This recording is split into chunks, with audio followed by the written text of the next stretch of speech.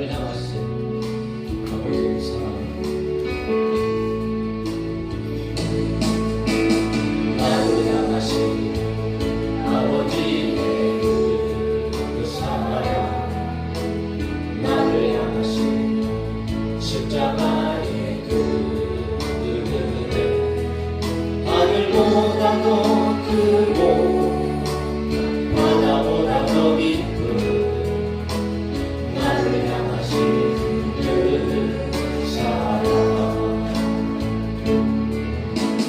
나를 향하신 아버지의 그 사랑, 나를 향하신 십자가의 그 은혜, 세상 그 무엇과도 바꿀 수 없었기에 이 땅에 오신 하나님, 오늘요 나를 향하신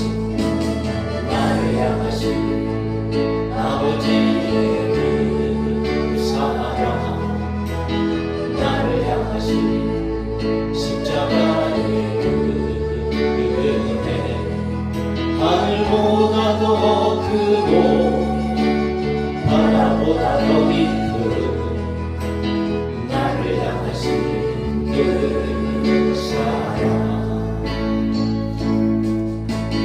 나를 향하신 아버지의 그 사랑, 나를 향하신 십자가의 그 은혜, 세상 그 무엇과도 바꿀 수 없었기에 이 땅에 오신 하나님, 십자가 사랑 나를 숨쉬게 했고 흘린 그 피가 영원히 살게 하네. 나를 위하여 나를 보자버리신 그 사랑이 살게 하네. 십자가 사랑 나를 숨쉬게 했고 흘린 그 피가 영원히 살게 하네. 나를 위하여 하늘 보자버리신 그 사랑이 살게. 한 번 더 믿음으로 십자가 사랑, 십자가 사랑 나를 숨쉬게 했고 흘린 그 피가 영원히 살게 하네. 나를 위하여 하늘 보자버리신 그 사랑이 살게 하네. 한번 고백합시다. 나를 향하신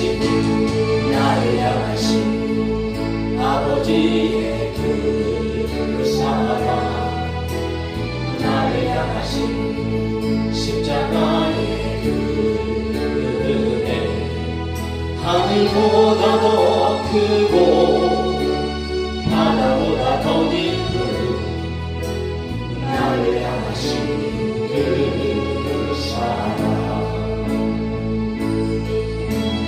나를 향하신 아버지의 그 사랑, 나를 향하신 십자가의 그 은혜, 세상 그 무엇과도 바꿀 수 없었기에 이 땅에 오신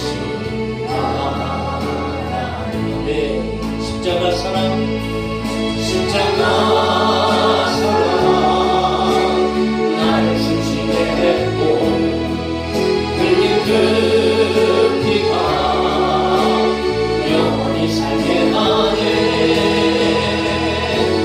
나를 위하여 하늘 보자버리신 그 사랑이 살게 하네. 십자가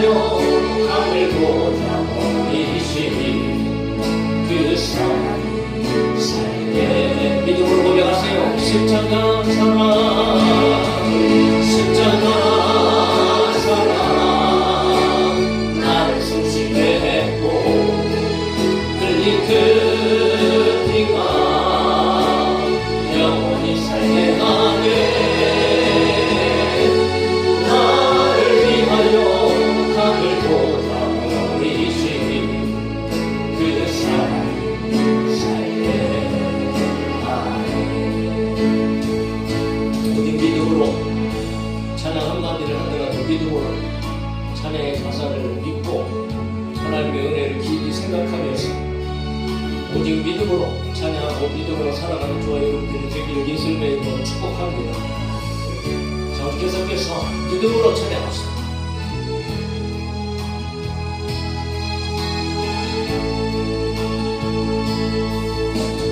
사랑하는 나의 아버지,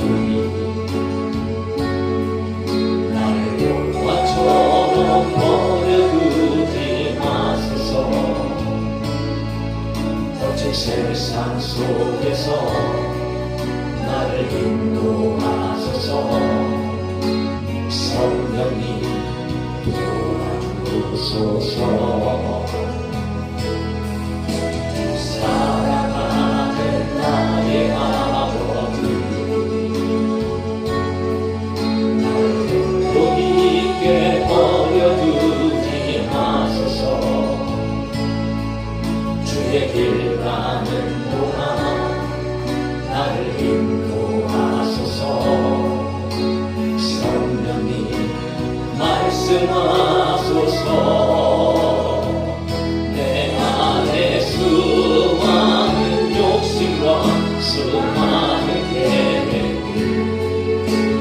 주님 앞에 내려놓게 하시고 오직 주의 손길만 의지하게 하소서. 주의 뜻만 바라보게 하소서.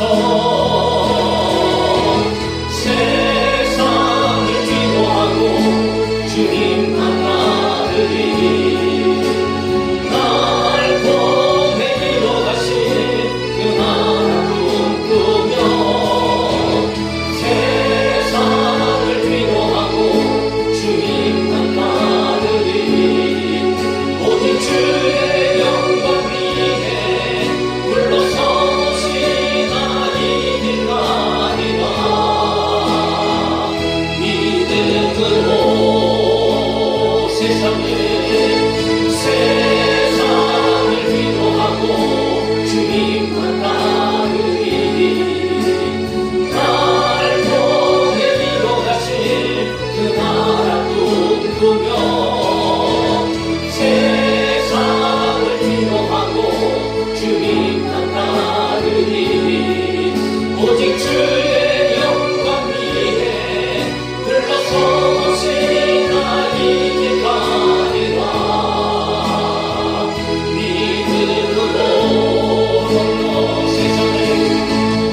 세상을 위로하고 주님만 따르리.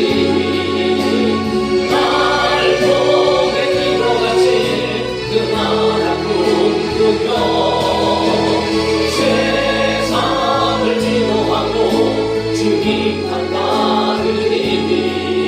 오직 주의 영광 위에 올라서신 나이길 가리라. 믿음으로.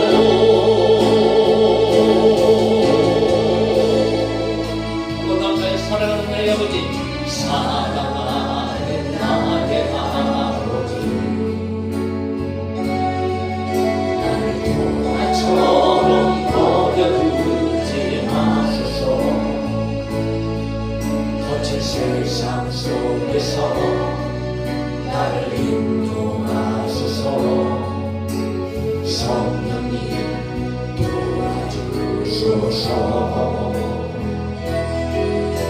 사랑하는 나의 아버지,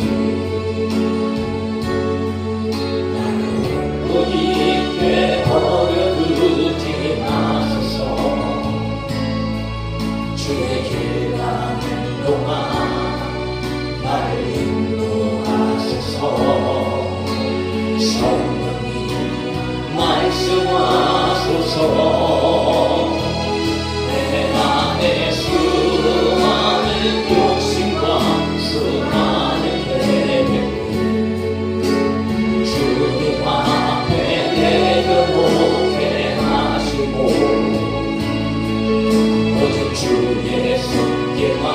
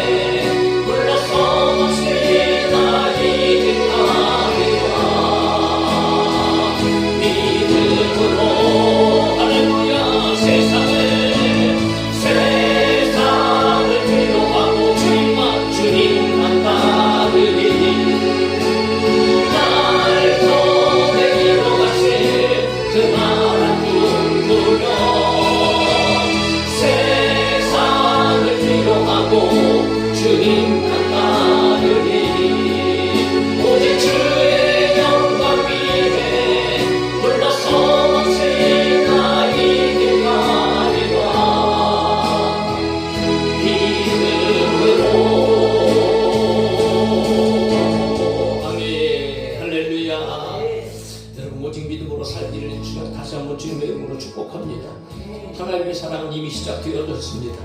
오늘 저와 여러분에게 승리하게 하시고 세상을 이겨나가게 하시고 구원을 주시는 분은 오직 하나님입니다. 하나님의 은혜가 우리에게 임했으니 우리는 믿음으로 말미암아 받아 누리기만 하면 됩니다. 은혜입니다. 은혜입니다. 우리 함께 찬양합시다.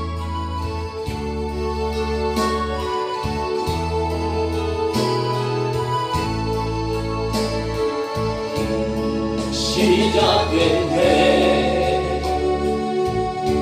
우리 주님의 능력이 나의 삶을 다스리고 새롭게 하네. 자유하네. 죄와 사망으로부터 나의 삶은 변하구나. 충만하네.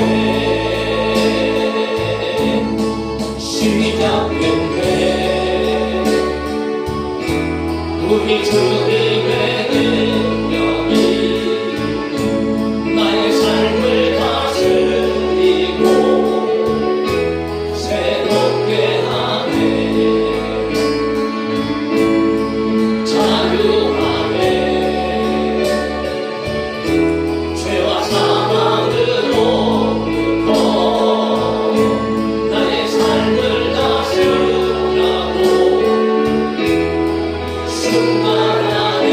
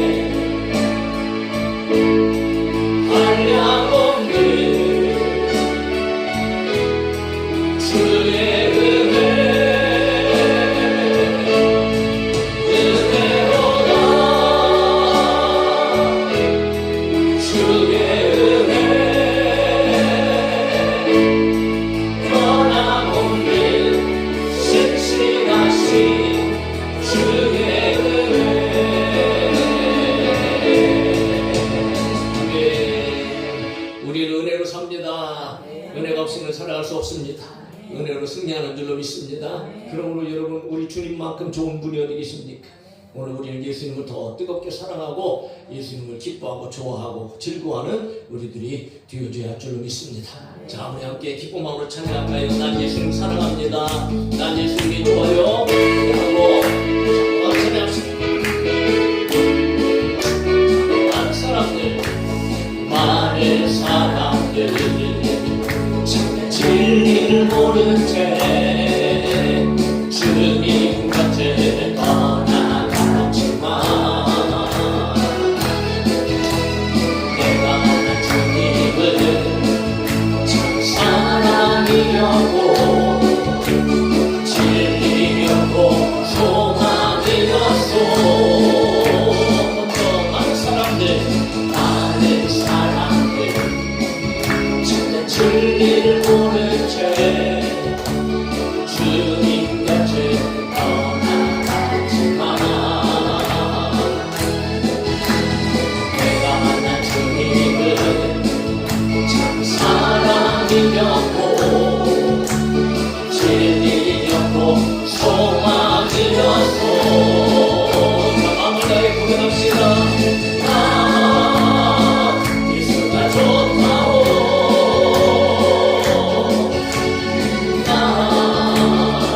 예수가 좋다오.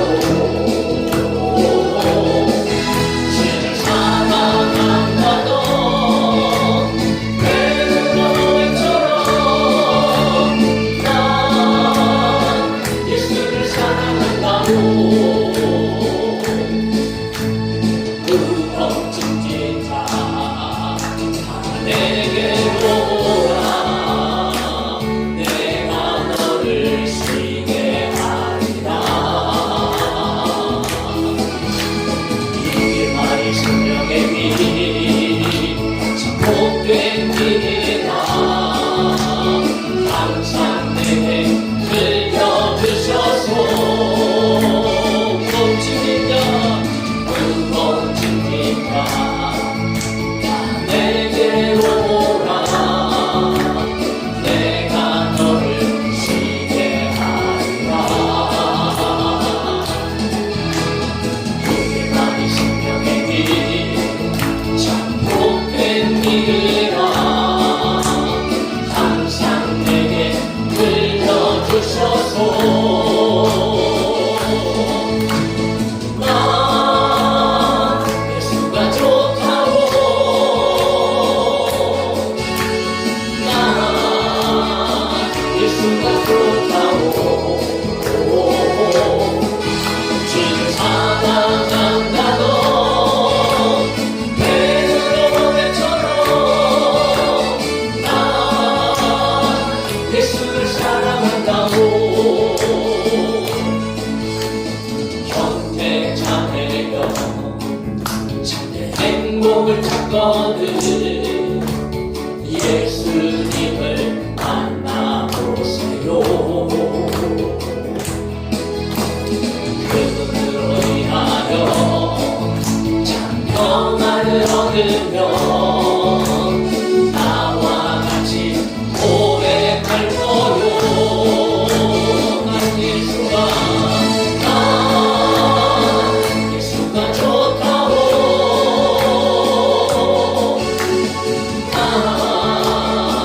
예수가 좋다고. 주를 사랑한다던 베드로처럼 난 예수를 사랑한다고. 난 예수가 좋다고.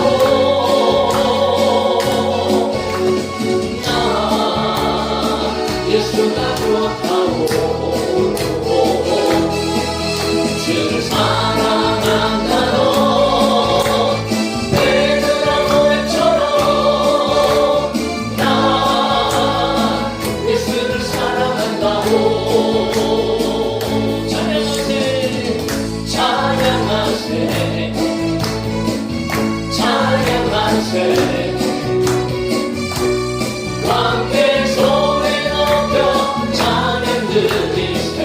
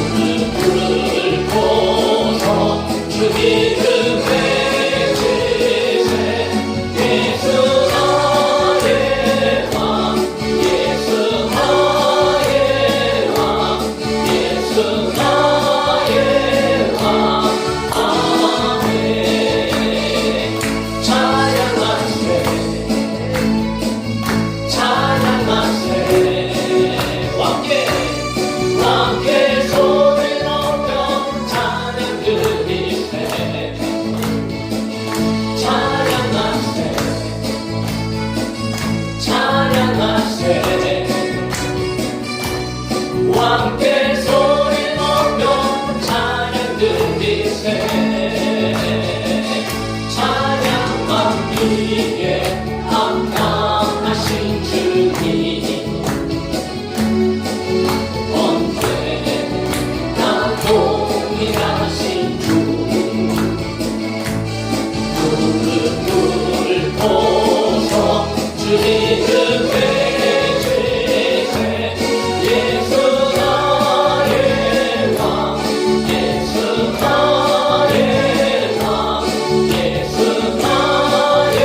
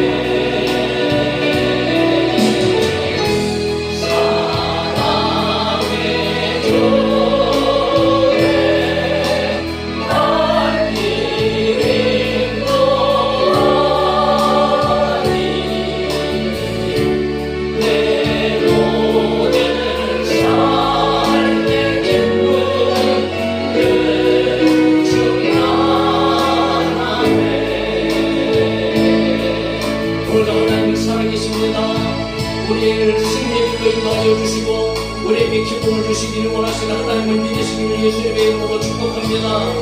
하나님, 오늘 예배 가운데 찬양하여 주시고 우리의 찬송을 받아주시며 하나님의 영광으로 충만하게 하여 주시고 다시 이 오예배 가운데 말씀하시는 그 하나님의 음성을 듣고 우리에게 생명의 능력으로 충만하게 하여 주셔서 은혜 충만, 성령 충만, 믿음 충만으로 세상을 이겨나갈 수 있도록 살아계신 하나님의 역사와 영광을 보게 하여 주시옵소서 하고 우리 잠시 우리의 삶을 위하여서 일주일 동안 승리하게 하여 주옵소서 하고 우리 다같이 한번 주님의 이름으로 한번 올리며 잠시 한번 기도합시다. 주여 할렐루야. 살아계신 하나님을 찬양합니다. 역사의 권세가 되시는 아버지 하나님, 알파 오메가가 되시고 시작부터 지키시고 처음과 나중에 되신 모든 것들을 천국으로 되시고 죽은 자를 살리시는 우리 하나님의 전능하심과 아버지 하나님의 놀라운 은혜와 능력을 믿습니다. 오늘 예배가 되고 하나님을 찬양하여 주시니 감사합니다. 찬송 중에 계시는 하나님을 거룩하십니다. 오늘 우리 주 예수 그리스도의 십자가의 보혈의 능력과 그 영광의 부활의 은혜를 통하여서 오늘 우리를 하나님의 자녀 삼으시고 세상 가운데 승리하게 하여 주시고 하나님의 은혜 속에서 이 약한 세대 속에서 아버지 구원을 향하여 걸어가고 달려나갈 수 있도록 때때로 순간순간 속에서 우리에게 신명되게 하여 힘을 주시고 지혜를 주시고 능력을 주셔서 하나님의 살아계신 하나님의 역사를 보게 하여 주심을 믿습니다. 오늘 이 오늘 가운데도 하나님의 영광을 받아 주옵소서. 예수님의 생명의 능력으로 하여 주시고 성령의 능력으로 말미암아 다시 한번 시원하게 하여 주셔서 하나님의 것을 붙잡고 미신으로 말미암아 살아갈 수 있는 우리 모든 성도들 되게 하여 주시옵소서. 할렐루야. 오직 살아계신 하나님의 영광을 알고 공부하게 하시고 성령의 모습합니다. 전혀 삶의 기쁨으로 충만하게 하여 주옵소서. 오 할렐루야 할렐루야. 주님 감사합니다. 주님 감사합니다. 주님 감사합니다. 오늘도 살아계신 하나님을 끊임없이 찬양하며 하나님 앞에 모든 영광 올려드립니다. 하나님 홀로 영광받아 주옵소서. 찬송 중에 거하시는 하나님 거룩하시니 하나님은 전능하십니다. 하나님은 오직 만물을 창조하신 분이고 하나님은 죽은 자를 살리시는 분이십니다. 그 하나님께서 오늘 우리와 함께 계심을 믿고 오늘도 그 하나님께서 주시는 주님의 음성을 우리가 말씀을 통하여 듣게 하여 주시고 한 주 동안 아니 우리의 전생에 있어서 하나님의 놀라운 역사와 하나님의 영광을 우리의 삶 가운데 보게 하여 주시며 아버지 하나님 기적의 사람, 축복의 사람, 은혜의 사람들로 세상을 이겨나가며 승리하며 살아갈 수 있도록 주님 은혜를 베풀어 주옵소서. 우리의 삶에 날마다 하나님께서 주시는 기쁨과 평강이 충만하게 하여 주시옵소서. 거룩하신 예수님의 이름으로 기도하옵나이다. 아멘. 하나님 말씀 베드로후서 1장 6절부터 11절.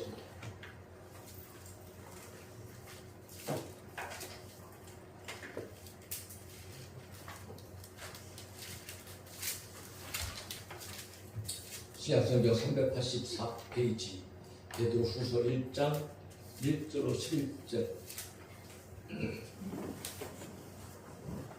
자, 다같이 읽읍시다. 시작. 예수 그리스도의 종이여 사도의 시몬 베드로는 우리 주 하나님과 구주 예수 그리스도의 의를 힘입어 동일하게 보배로운 믿음을 우리와 함께 받은 자들에게 편지하노니 하나님과 우리 주 예수를 알므로 은혜와 평강이 너희에게 더욱 나눌지어다.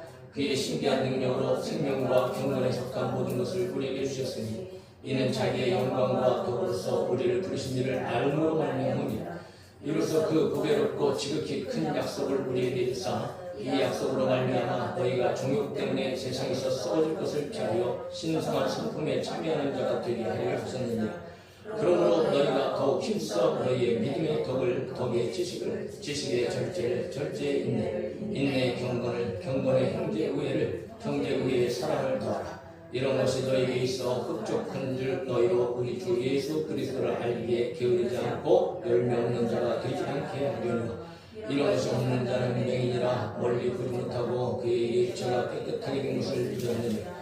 그러므로 형제들아 더욱 힘써 너희 부르심과 택하심을 굳게 하라. 너희가 이것을 행한즉 언제든지 실족하지 아니하리라. 이같이 하면 우리 주 곧 주 예수 그리스도의 영원한 나라에 들어감을 넉넉히 너희에게 주시리라. 주시리라. 아멘. 주님의 이름으로 승리하는 우리가 되기를 예수님의 이름으로 축복합니다. 할렐루야. 제목을 한번 같이 따라합시다. 부르심과 택하심을 굳게 하라.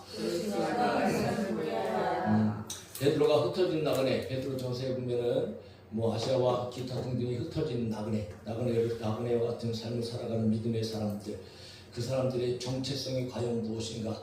오늘 1절에 먼저 그들의 정체성에 대해서 베드로가 이야기하고 있는 것을 우리가 보게 되었습니다. 예수 그리스도의 종이며 사도인 시몬 베드로는 예수 그리스도의 종, 겸손한 예수님의 종, 그리고 더 나아가서 부르심을 받은 사도인 베드로가 그들에 대해서 우리의 하나님과 구주 예수 그리스도의 의를 힘입어 동일하게 보배로운 믿음을 우리와 함께 받은 자들에게 편지한다 이렇게 되어 있습니다. 우리 하나님과 구주 예수 그리스도의 의를 힘입어.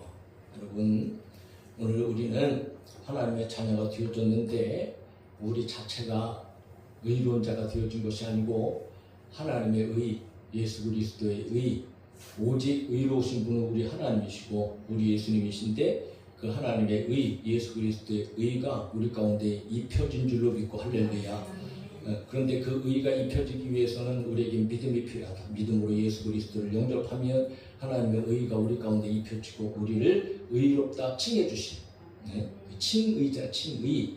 내가 의로워지는 것이 아니고 하나님께서 저와 여러분들에게 의롭다 칭해 주셔서 의롭게 여겨주시는 은혜를 우리가 받게 되어진다는 거죠. 그러므로 여러분, 믿음이라는 것이 얼마나 소중하냐면, 믿음이 없이는 결코 이런 은혜를 받을 수 없다. 오직 믿음으로 하나님께서 저와 여러분들을 의롭다 칭해 주시고 하나님의 아들로 받아주시고 하나님의 백성으로 받아주시고 인정을 하게 된다는 말이죠. 이처럼 우리가 이런 믿음, 그러니까 이 믿음이 얼마나 놀라운 믿음인지 오늘 여러분 보배로운 믿음이라고 그렇게 얘기하지 않습니까? 믿음만큼 여러분 더 놀라운 은혜가 어디 있고 믿음만큼 더 놀라운 축복이 어디 있습니까? 그런데 이 믿음마저도 저와 여러분들이 스스로 내가 가지고 있는 믿음이 아니고 하나님께서 주신 믿음이다. 하나님께서 주신 믿음. 존귀한 믿음인데 믿음으로 말미암아 우리가 하나님의 의를 얻게 되어지는데 그 믿음마저도 하나님께서 우리에게 주셔야 우리가 가질 수 있는 것이다. 그러니까 구원의 역사는 처음부터 끝까지 전적으로 하나님의 은혜예요. 하나님의 역사입니다. 하나님의 역사. 인간의 노력은 전혀 여러분 쓰잘데기 없고 필요 없는. 그래서 에베소 2장 8절에 우리가 너무나도 잘 아는 말씀 끊임없이 읽으면서 암송하고 날마다 삶 가운데 고백되어져야 되는 것. 너희는 그 은혜에 의하여 믿음으로 말미암아 구원을 받았으니 이것은 너에게서 난 것이 아니요 하나님의 선물이라 이렇게 말씀하시죠. 하나님께 저와 여러분들에게 정말 세상에서 가장 그 선물을 주신 줄로 믿습니다. 물질이나 권세나 세상에서 누릴 수 있는 이런 것들과는 비교할 수 없는 하나님의 은혜의 선물, 바로 하나님의 자녀가 되어주고 구원이 되어진. 자, 그런 사람들에게, 그런 그리스도인들에게 베드로가 너희는 그렇게 은혜를 받은 사람이다 라고 얘기하면서 그들을 축복합니다. 편지 형식을 써서 2절을 통해서 그들에게 축복을 해요. 뭐라고 축복합니까? 하나님과 우리 주 예수를 알므로 은혜와 평강이 너에게 더욱 많을지어다. 이렇게. 오늘 우리 성도들에게 정말 하나님의 은혜와 하나님의 평강이 충만하고 점점 더 많아지기를 예수님의 이름으로 축복합니다. 우리에게 필요한 것은 항상 하나님의 은혜입니다. 하나님의 은혜가 없이는 우리는 살아갈 수 없는 존재. 또 하나님께서 저와 여러분들에게 평강을 주실 때 평강. 이 은혜와 평강이 오늘 믿음의 사람들에게 얼마나 필요한 것인가. 마지막 시대를 살아가는 우리에게 더더욱 필요하다. 베드로 전서 후서가 쓰여질 당시에 참 믿음의 사람들은 흩어진 나그네로서 살아가는데 가져갔을 때 고난과 혼란과 핍박과 믿음 때문에 받는, 세상으로부터 받는 실질적인 그런 여러분 아픔, 그 환경이나 그들의 상황은 결코 넉넉하지 않았고 생명을 걸고 믿어야 되는 그런 상황 아니겠습니까? 오늘날에도 역시 마찬가지죠. 믿음 생활하는 것이 만만치 않습니다. 그러므로 우리에게는 하나님의 은혜가 필요하고 하나님께서 주시는 평안이 필요하다. 평강. 이것이 점점 더 많아야 되잖아요. 그런데 보세요. 2절에 보니까 은혜와 평강이 너희에게 더욱 많을지어다 라고 얘기하면서 그 앞에 그러면 하나님의 은혜, 하나님의 평강이 우리에게 더 많기 위해서 우리는 무엇을 알아야 되는가? 하나님과 우리 주 예수 그리스도를 알므로 은혜와 평강이 우리 가운데 임하게 되어진다. 하나님을 모르는데, 예수님을 모르는데 무슨 은혜를 알게 되어지고 무슨 평안을 찾을 수 있습니까? 오직 구원의 역사는 하나님의 은혜, 우리 가운데 나머지 인생에서 살아갈 수 있는 은혜 위에 은혜, 넘쳐나는 은혜, 더 나아가서 여러분 마음의 평강을 누리고 삶의 평강을 누릴 수 있는 것은 그것도 하나님을 알므로 예수 그리스도를 알아야 주 예수 그리스도 안에서 저와 여러분들이 누릴 수 있는 하나님의 은혜다, 그렇게 얘기하는 거예요. 모든 것이 하나님의 은혜입니다. 그야말로 모든 것이 하나님의 은혜. 자, 그렇게 베드로는 먼저 그들의 정체성을 너희가 어떤 사람이다 라고 하는 것을 이야기하고 그들에게 예수 그리스도 안에서 예수 그리스도를 알므로 은혜와 평강이 많이 있기를 축복한다, 그렇게 얘기하면서 이제 그렇다면 그들의 삶 가운데에 하나님의 뜻이 있고 하나님의 계획이 있는데 그들은 어떻게 살아야 되는가, 하나님께서 어떻게 살도록 그들을 부르셨는가 라고 하는 것을 3절부터 여러분 11절까지의 말씀을 통해서 쭉 나열을 하고 있는 것을 우리가 보게 되어진다는 거지요. 네. 자, 그래서 3절에 그렇게 시작합니다. 그의 신기한 능력으로 생명과 경건에 속한 모든 것을 우리에게 주셨다라고 얘기합니다. 신기한 능력, 어떤 신비스러운 그런 능력이 아니고, 이 신기한 능력은 원어상을 보면 신령한 능력, 신령한 능력, 그러니까 신적인 능력, 거룩한 능력을 얘기합니다. 하나님께서만 우리에게 주실 수 있는 그런 놀라운 능력들이라는 거죠. 자, 그런 능력들이 바로 다른 것이 아니고 생명과 경건에 속한 모든 것이라고 베드로는 얘기합니다. 생명, 영원한 구원을 얘기합니다. 영생을 얘기합니다. 경건은 구원받은 자가 하나님과의 새로운 관계 속에서 하나님의 뜻을 이루고 하나님의 성품을 닮아가고 하나님의 뜻을 존중하고 순종함으로 누리게 되어지는 새로운 삶, 도덕적인 탁월한 삶을 이야기하고 있습니다. 그러니까 여러분, 우리가 살아가는 삶의 올바른 삶을 살아갈 수 있는 것도 하나님의 은혜다. 네. 그러니까 인간 자체가 하나님의 백성으로서 살아갈 수 있는 길을 찾거나 하나님의 자녀로서의 살아가는 어떤 방법을 얻을 수 있거나 그런 게 아니라는 거예요. 네. 생명을 얻는 것뿐만 아니고 하나님과의 관계 속에서 진정으로 이 세상에서 올바른 삶을 살아가는 것까지도 하나님께서 여러분 거룩한 능력을 우리에게 주셔서 우리가 알게 되어주고 살아갈 수 있다는 거죠. 그래서 자기의 영광과 덕으로 우리를 부르신 일을 알므로 말미암는 일이다, 그렇게 또 이야기하고 있는 거예요. 자기의 영광과 덕으로서 우리를 부르신 일을 알므로 말미암아 생명과 경건에 속한 모든 것들을 알게 되었고 그런 삶을 살게 되어졌다는 거죠. 자기의 영광과 덕이라는 것은 무슨 의미인가 하면 예수 그리스도께서 십자가의 죽으심과 부활의 영광, 그리고 예수님께서 사셨던 모든 삶의 덕스러운 삶.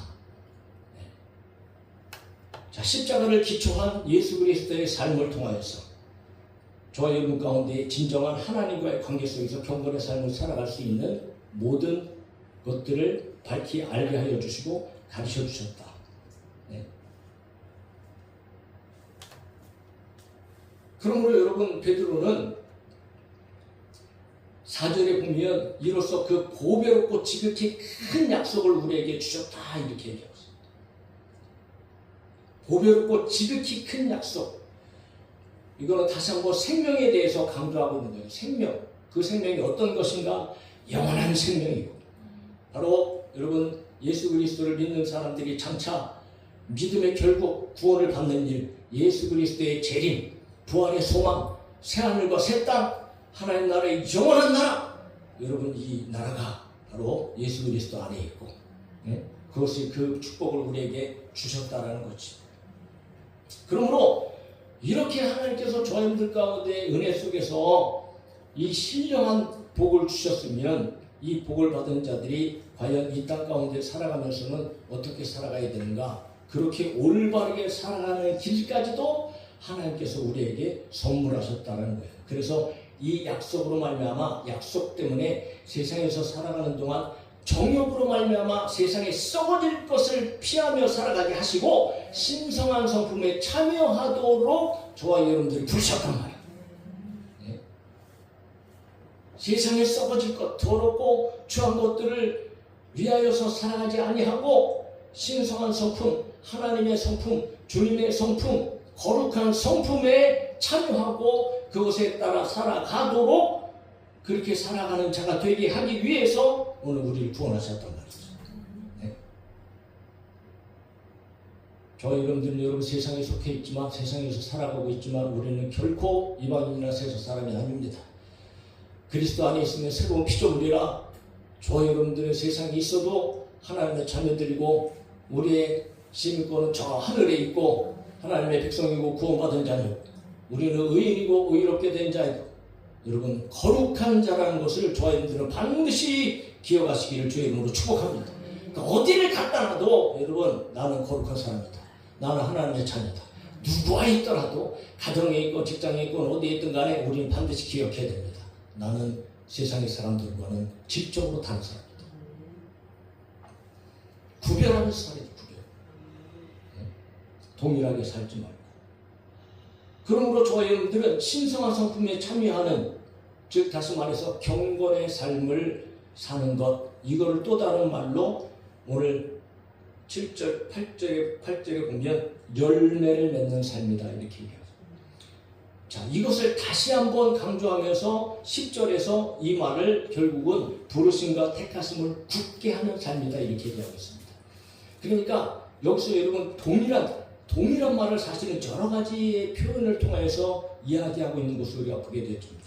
생명과 경건, 생명을 얻고 또한 경건한 삶을 살아가는 것은 그 경건한 삶 자체가 신성한 성품, 하나님을 닮아가는 삶이요, 이것이 열매 맺는 삶이요, 우리가 살아감에 있어서 우리를 부르시고 우리를 택하셔서 하나님의 그 놀라운 자녀가 되게 하시고 구원을 얻게 하셨는데 그 하나님의 구원을 굳게 하는 삶이요, 여러분 천국 백성으로서 이 세상에서 굳게 하는 삶이다.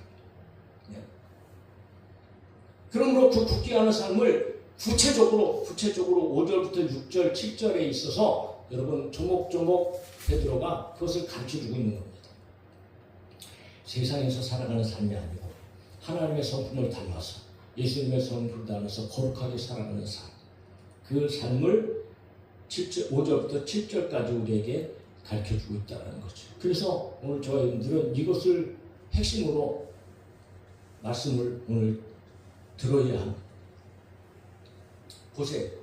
자, 그러므로 신성한 성품에 참여하는 자가 되게 하셨느니라. 그러므로 신성한 성품에 참여하는 삶을 살아라.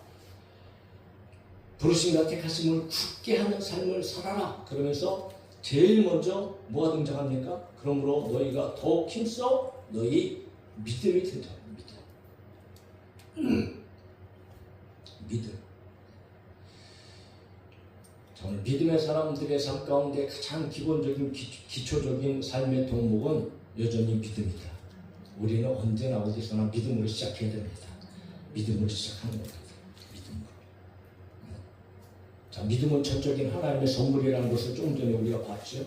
하나님의 은혜에 대한 우리의 응답입니다. 하나님의 은혜를 받아들이는 유일한 길이 믿음입니다.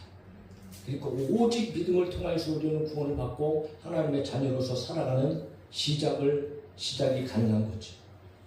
그리고 믿음으로 살아가는 사람들은 여러분 세상과 썩어질 것을 피하고 거룩한 하나님의 성품에 참여하면서 살게 되어주는 줄로 믿습니다.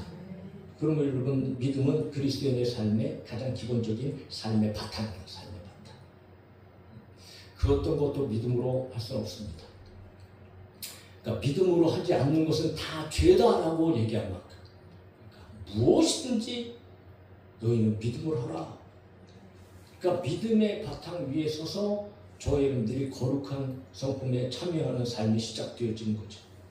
자, 그래서 베드로는 이 믿음의 덕을 더하라, 그렇게 덕을 공급하라는 얘기입니다.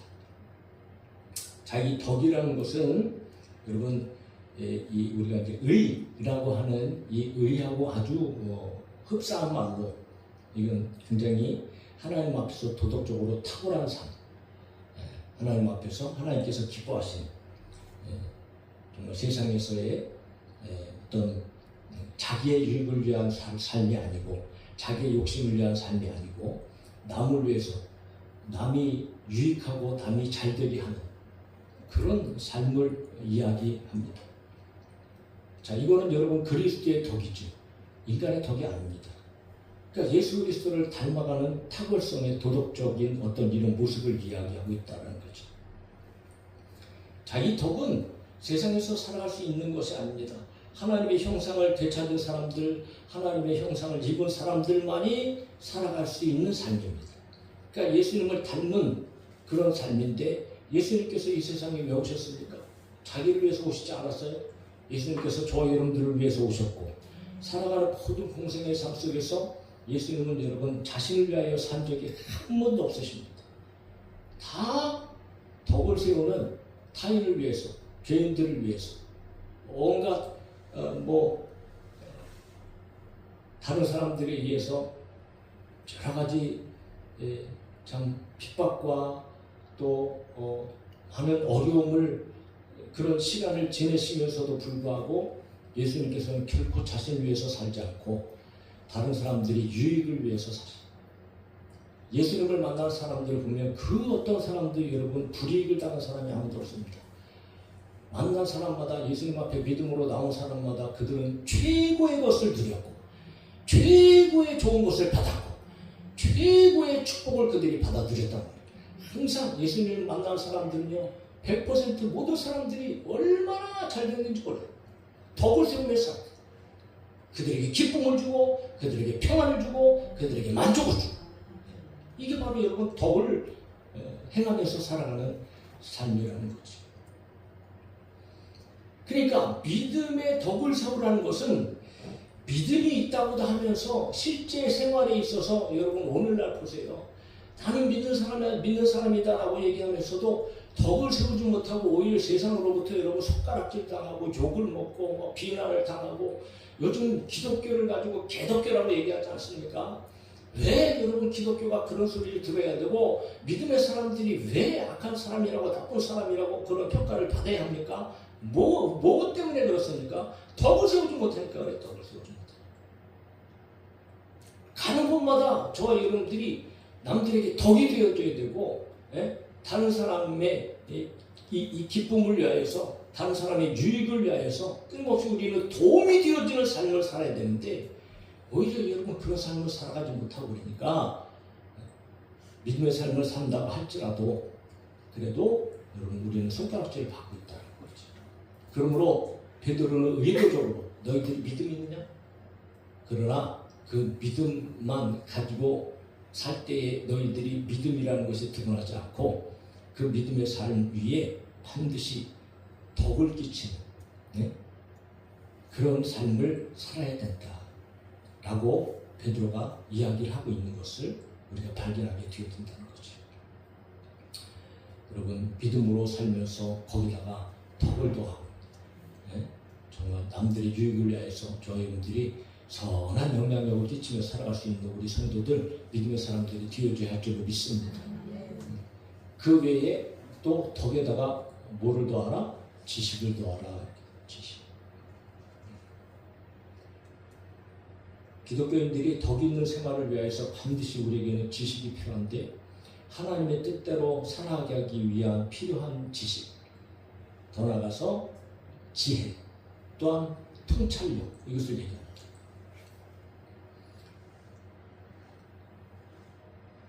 성경의 지식이 우리 가운데 반드시 필요하다. 성경은 하나님께서 저와 여러분 가운데에 부어놓는 지식뿐만 아니고 여러분 우리의 삶에 진정 실제적으로 하나님의 영광을 위하여 살아갈 수 있는 모든 지침이 성경에 다 기록되어 있잖아요. 그러니까 단순하게 덕을 끼치는 것은요 그냥 세상적으로 우리가 생각하는 일로 말미암아 덕을 끼치는 것이 아니고 하나님의 말씀으로 말미암아 하나님께서 주시는 지식 안에 이 덕의 삶을 살아갈 수 있는 모든 방법이 다 들어져 있기 때문에 세상적으로 덕스러운 삶을 살아가는 것이 아니고 하나님의 말씀에 입각한 덕스러운 삶을 살아가기 위해서 반드시 우리에게 지식이 필요하고 하나님의 말씀이 필요하고 또 말씀을 깨닫는 지혜가 필요하고 말씀을 대할 때 통찰력이 필요하다는 거죠. 이것을 얻어야 진정으로 우리는 하나님께서 주시는 말씀 안에서 믿음 위의 덕의 여러분 지식으로 말미암아 저희들이 신성한 성품에 참여하고 부르심과 택하심에 합당한 삶을 살아갈 수 있다. 그것을 오늘 얘기합니다. 자, 그런데 거기서 마치는 것이 아니고 지식 위에 지식의 절제를 더하라. 절제. 참 우리가 이 절제라는 것이 우리의 삶에 얼마나 중요한 일인지 이건 뭐 두말할 필요도 없습니다. 절제는 다른 사람을 위한 것이 아닙니다. 이거는 자기 자신을 향한 믿음, 자기 자신. 내가 절제해야 되는 거죠. 그래서 여러분 이 절제를 가라다서 5장에서도 성령의 열매 가운데 하나 나왔다. 이 절제라는 것은 헬라 문학에서도 도덕적으로 아주 중요한 덕목으로 이야기를 하고 있는 한 가지인데 이거는 자기 훈련을 필요로 하는 자제력입니다. 자제력. 무절제한 육체적 방종을 삼가하는 것, 멈추는 것을 말하지요. 성도들은 사실 여러분 자유함을 얻은 사람들입니다. 죄에서 자유하게 되어졌고 할렐루야. 성도들은 사실 모든 것에서 해방되어졌어요. 그래서 여러분 성도들에게는 완전한 자유가 주어졌습니다. 그러니까 믿음으로 하면 모든 것이 다 가능하다. 그런데 그렇다고 해서 이것을 방종의 기회로 삼으면 될까요? 아니단 말이죠. 하나님께서 주시는 이 지식, 성경에 나오는 이 지식을 저와 여러분들이 방종으로 삼아서는 안 된다. 어떤 일이 그런 일이 있을 수 있을까요? 실제적으로 그렇다라는 거예요. 성경에 보면 그런 일들이 많이 나타나요. 대표적으로 여러분 이 먹는 것에 대해서 고린도전서 후서에서도 이 먹는 문제 가지고 교회에서 얼마나 문제가 됐는지 몰라요. 누구는 고기를 먹고 누구는 고기를 안 먹고 야채만 먹고 그러니까 막 고기 먹는 사람들은 야채 먹는 사람들 보고 믿음이 약해되니 어쩌고 저쩌고 그리고 야채 먹는 사람들은 고기 먹는 사람들 보고 어떻게 저럴 수 있느냐 막 별의별 이야기를 다 하고 비판하고 판단하고 막 이런 일이 있잖아요. 자, 그런데 모든 음식물은 하나님께서 주신 것이므로 감사함으로 받으면 된다. 그러니까 누가 뭐를 먹든지 안 먹든지 이거는 죄가 되어지지 않는 거예요. 왜? 하나님께서 주신 거룩한 음식이기 때문에 그것이 믿음이에요. 믿음으로 그렇게 먹으면 전혀 죄가 되지 않아요. 그러니까 여러분 얼마나 자유로워요. 우리는 먹는 것에 대해서 자유롭단 말이에요. 그럼에도 불구하고 믿음이 약한 사람들이 있어요. 믿음이 약한 사람들. 그 믿음이 약한 사람들은 그렇게 하는 것을 이해를 못해. 그게 말씀 속에 있는 것이고 전혀 거리낌이 되어지지 않는 것이라 할지라도. 그러니까 그것 때문에 시험이 들어요. 그래서 그것 때문에 이게 참 신앙생활에 아주 큰 문제들이 생기고 교회에 싸움이 나고 다툼이 나고 심지어는 여러분 시험 들어서 정말 예수를 떠나고 교회를 떠나는 일들까지도 일어나게 되어진단 말이죠. 일상생활 가운데 우리는 지금도 교회 안에서 그런 일들을 보는 거예요. 비본질적인 문제 가지고 우리는 자유로운데 사람들이 어떤 잘못이라든가 어떤 약간의 실수라든가 어떤 모난 부분이라든가 이런 것들을 보고 낮아빠지는 거예요. 사실 그렇잖아요. 하나님 때문에 시험 들어서 교회 안 나오는 사람은 없어요. 목사 때문에 시험 들어서 한다. 장로 때문에 시험 들어서 한다. 권사 때문에 시험 들어서 한다. 왜 그런가? 물론 그가 믿음이 연약한 사람이어서 그럴 수 있다 할지라도 그 책임은 목사, 장로, 권사에게 있다. 왜? 우리는 자유로울 수 있어요. 그러나 믿음이 약한 사람들을 위해서 덕을 세워야 돼요. 그 믿음에 약한 사람들을 위해서 덕을 세우는데 지식이 있다 할지라도 여러분, 우리는 절제해야 된다는 절제. 그래서 바울은 얘기하잖아요. 혹시 내가 고기 먹는 것 때문에 다른 사람이 시험 들면 나는 평생에 고기 안 먹겠다 그러잖아요. 그게 덕이고 지식 안에서 절제하는 사람이라고 절제. 하나님의 말씀이 그렇다 그래도 연약한 사람들을 위해서 얼마든지 그런 일이 있을 수 있으니 여러분, 오늘 믿음의 삶은, 신성에 참여하는 삶은, 신성한 성품에 참여하는 삶은 반드시 절제가 필요하다. 절제. 그러므로 여러분, 지식 위에 절제를 베드로가 이야기하고 있다는 거죠. 자, 더 나가서 절제에 인내가 필요하다. 자, 인내는 우리가 잘 알지요. 참는 겁니다. 견디는 겁니다. 하나님을 신뢰하고 하나님의 약속이 성취되리라고 소망하는 가운데 고난이나 어떤 악한 일들에 대해서도 용기 있게 지속적으로 참아내고 견뎌내는 것을 인내라고 얘기합니다. 사실 이 인내는 믿음에 있어서 믿음을 지속하고 믿음을 지키는 어쩌면 가장 탁월한 그런 성품이기도 하지요.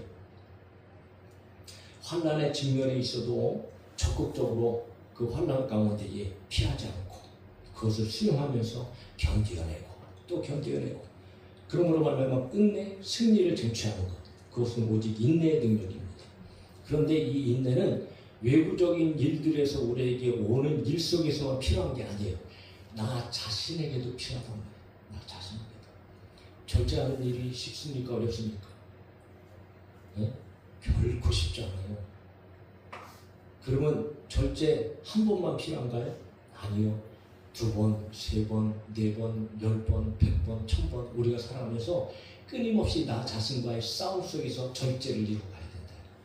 그러면 그 절제를 여러분 끊임없이 저와 여러분들이 이루어가기 위해서 우리 안에서 뭐가 필요하냐? 인내가 필요하다. 인내. 또 절제하고 또 절제하고 또 절제하고.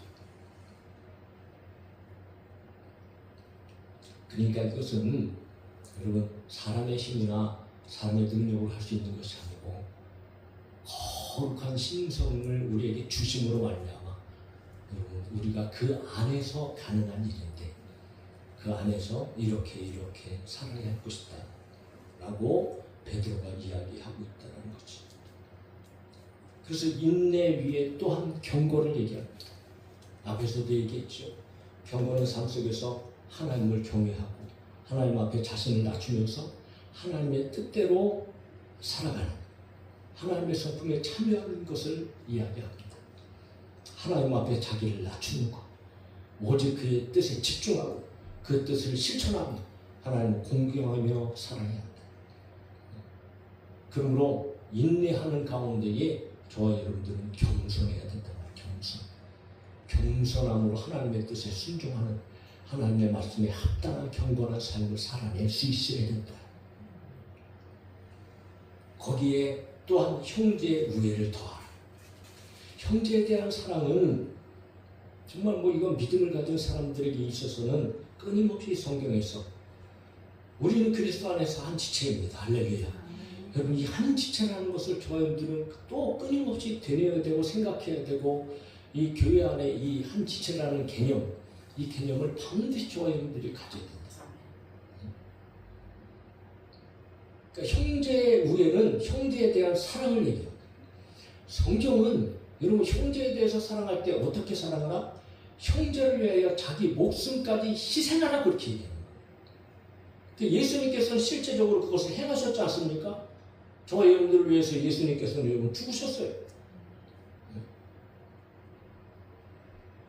그러니까 믿음 안에서 한 지체를 사랑하는 것, 형제를 사랑하는 것은요, 제자의 아주 가장 탁월한 특징 중에 하나이기도 합니다. 너희가 서로 사랑하라. 내가 너희를 사랑한 것처럼 서로 사랑하라. 내가 너희를 사랑한 것처럼이라면 너희를 위해서 죽어도 죽는 것처럼 사랑하라. 그러면 그렇게 사랑하면 많은 사람들이 너희를 보고 드디어 너희가 내 제자인 줄 알리라. 우리는 하나님의 자녀가 되어졌기 때문에 이 거룩한 성품에 참여함으로 저희 여러분들은 형제를 사랑하는 삶을 살아야 된다. 그러니까 이거는 뭐 어떤 문화를 떠나서 계급을 떠나서 교회 직분의 차이를 떠나서 만왕의 왕이신 하나님의 자녀들로서 변화된 존재에 걸맞는 태도를 살아가야 되는데 그것이 바로 형제부회다. 아무리 하나님의 말씀에 여러분 합하게 겸손하게 끊임없이 하나님의 말씀을 쫓아 살려고 하다 보니까 결국은 뭘 잃어버릴 가능성이 많아요? 사랑을 잃어버릴 가능성이 많아요. 너무 분주해, 너무 바빠. 하나님의 말씀에 대해서 어떻게 하면 하나님의 말씀을 지킬까 라고 하는 것들에 신경 쓰다 보니까 형제 사랑하는 것을 등한시할 수 있게 되죠. 마치 요한계시록의 첫 번째 교회, 어디 교회예요? 2장에 나오는 첫 번째 교회, 에베소 교회 아닙니까? 에서 모두 사빌라 7교회 중에 에베소 첫 번째 교회의 특징이에요. 그들이 기가 막히게 여러분 하나님의 말씀의 잣대를 딱 들이대갖고 이단도 밝혀내고 얼마나 하나님의 말씀에 여러분 그들이 막 살려고 노력했는지 몰라요. 그런데 결국은 그것 때문에 뭐가 사라졌어요? 처음 사랑이 사라져버립니다. 처음 사랑. 그러니까 하나님께서 예수님께서 책망하시는 것 아닙니까? 너희들이 그렇게 말씀의 잣대를 가지고 열심히 살고 행함도 좋고 참 좋았는데 근데 가장 핵심에 빠졌다. 처음 사랑이 없어져 버렸다. 회개해라, 회개. 처음 사랑을 회복해라, 그렇게 말씀하시죠. 우리는 여러분 형제를 사랑하는 성도들이 되어줘야 되고 형제를 사랑하는 교회가 되어줘야 할 줄 믿습니다. 거기다 마지막으로 이제 종지부를 찍습니다. 형제 우애에 사랑을 더하라.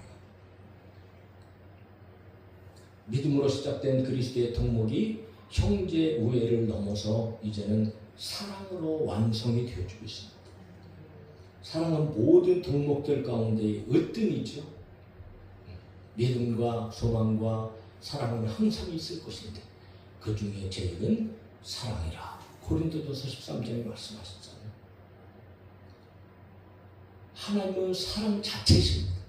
사랑 자체세요. 사랑의 본질이십니다. 그래서 그 사랑으로 저희 영들을 불쌍히 여기시고 아들까지 되어주시고 예수 그리스도께서도 여러분 사랑 자체이십니다. 하나님의 뜻에 완전히 복종하셔서 우리를 사랑하심으로 말미암아 이 땅 가운데 육신을 입고 오셔서 십자가에 달려 죽으시고 물과 피를 다 쏟으시고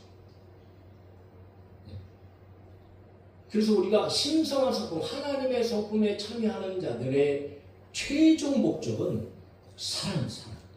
이것은 성령의 열매이기도 하고 하나님의 사람으로서의 지극히 당연한 삶을 갖춰야 하는 덕목이라고 성경은 끊임없이 말하고 있는 것을 우리가 보게 되어집니다.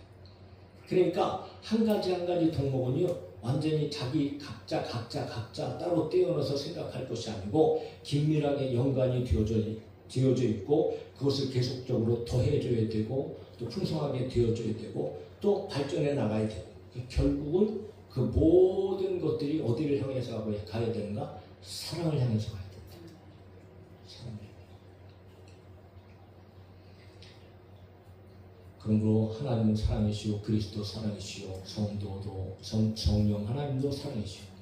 성삼일체 하나님께서 저와 여러분을 사랑하셔서 구원하셨고 그런 사랑하신 교회 가운데에 믿음으로 시작하여서 사랑이 충만한 교회가 되어지고 신성한 성품에 참여하면서 그렇게 사랑으로 살아가야 될 것이다. 그런데 오늘 더욱 힘써 부르심과 택하심을 굳게 하라고 말씀하십니다. 이 삶을 믿음으로 시작해서 사랑으로 완성되는 삶을 여러분 굳게 하는 거예요. 확실하게 살아야 된다는 거죠. 네? 확실하게 힘써서 더욱 힘써서 날마다 이런 삶을 살아내야 된다는 거예요. 그것도 우리의 힘으로 되어지는 건 아니지만 하나님 앞에서 저와 여러분들은 최선을 다해서 이런 삶을 살아내야 한다. 그러면 왜 이렇게 우리가 심수서에 있어서 부르심과 택하심을 따라서 신성한 성품에 참여하면서 열매를 맺으면서 살아야 될까? 최종적인 목적은 무엇인가?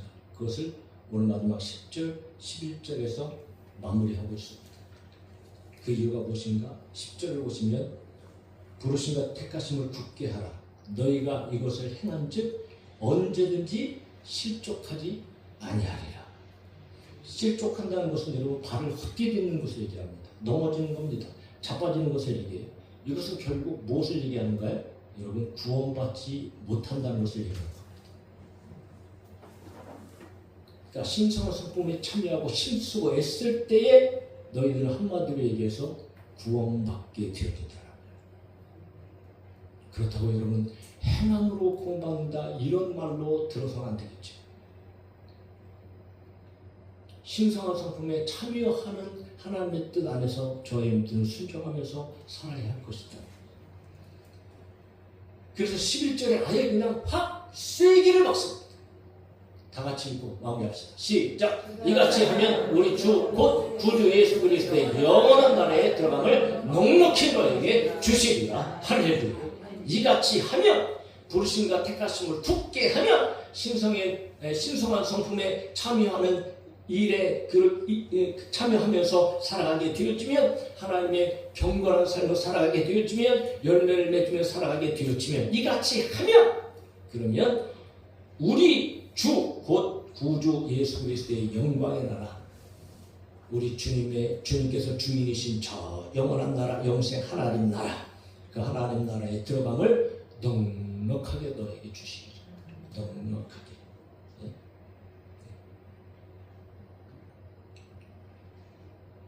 믿음으로 말미암아 시작되어진 사랑의 완성이 저 여러분이 하나님의 나라에 들어가는 때에 넉넉한 은혜가 되어진다. 네. 그러므로 우리들은 부르심과 택하심, 우리들을 부르셨기 때문에 택하셨기 때문에 부르심을 받은 자로서 택하심을 받은 자로서 합당하게 하나님의 성품을 닮아가고 하나님의 뜻에 맞는 경건의 삶을 살아가고 선한 열매를 맺어가면서 끊임없이 이런 삶을 주님의 나라 가는 그날까지 오늘 우리를 부르시는 그날까지 살아갈 때에 비로소 여러분 보장된 하나님의 나라에 넉넉하게 오늘 저와 여러분들이 들어가게 되어줄 줄로 믿습니다. 택하심과 부르심을 굳게 하는 삶을 이번 한 주간 아니 우리의 전체 삶 가운데 끊임없이 기억하시고 생각하시고 무엇이 필요하지? 믿음의 덕의 지식의 절제 인내의 경건의 형제 우애의 사랑을 더하라 라고 하는 이 말씀들이 다 머릿속에 맴돌면서 순간순간 우리 자신의 힘으로 살려고 그러지 말고 신성한 성품에 잘 참여할 수 있는 저와 여러분 드릴 수 있기를 예수님의 이름으로 축복합니다.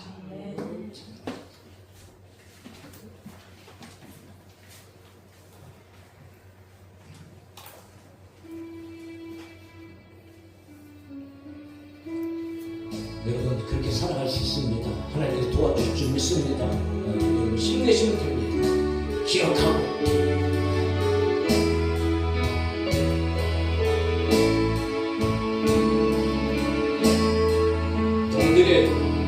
교회여 일어나라 주께서 부르시니 두려움과 심에 내려놓고 교회여 일어나라 교회여 일어나라 주께서 보내시니 우리를 부르신 삶의 자리에서 교회여 일어나라 우리 세상의 빛 하나님의 편지 주의 교회 통해 세상이 주